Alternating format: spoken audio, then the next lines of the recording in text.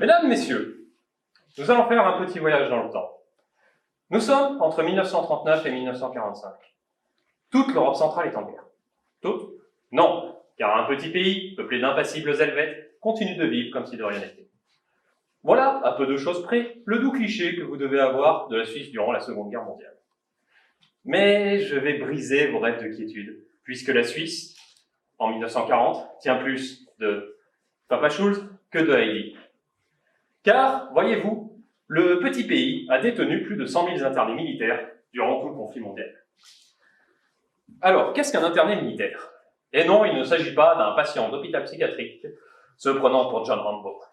Il s'agit plutôt, selon le droit international, d'un soldat d'un État en guerre qui est en captivité dans un État neutre. Drôle de concept, me direz-vous. Pourtant, les raisons de ces internements ne manquent pas, comme le montre l'exemple de mon sujet de thèse, car je travaille sur ces internés, et plus spécifiquement sur les internés militaires français. Dans leur cas, ceux-ci ont demandé à être internés en Suisse après avoir été acculés à la frontière par les Allemands durant la débâcle. Et il faut avouer, voilà, entre les mornes plaines de Poméranie et les sympathiques vallées alpines du Jura bernois, le choix est vite fait. Ils seront ainsi 30 000 à être détenus en Suisse de juin 1940 à février 1941. Pour l'anecdote, se trouve parmi eux mon arrière-grand-père, dont l'histoire m'a permis de découvrir ce sujet, assez méconnu.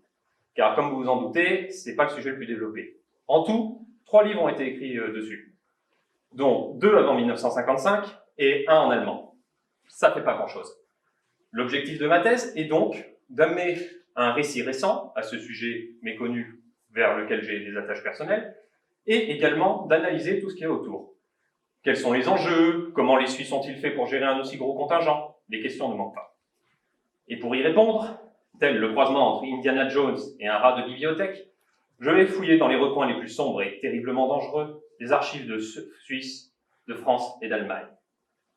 Rapports militaires, négociations entre États, photographies, rien ne m'échappe. Et le sujet est très vaste, car il touche à de multiples secteurs, comme le droit militaire, la diplomatie ou la gestion de crise. Voilà, en quelques mots, l'étendue de mon sujet. Un sujet très complexe, et pourtant très intéressant, insolite et méconnu. Celui de prisonniers de guerre dans un pays en paix, comme l'était le cas de mon arrière-grand-père.